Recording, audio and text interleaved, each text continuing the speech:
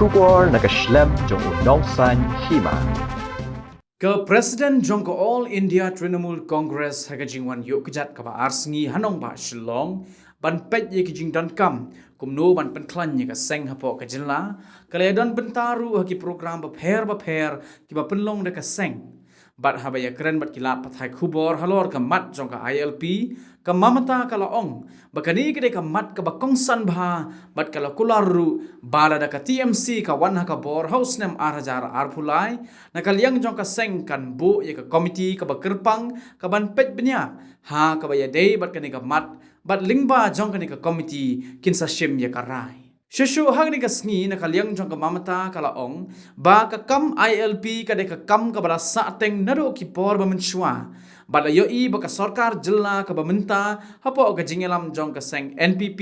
badru ka BJP ki khamle Eiei ha ka ba ya dei bat ka ni ka mat hinrai ngi na kalyang jong ka seng ngila shim ye ka ni ka mat ba ka long ka ba kongsan ban pendem. This is a very sensitive issue.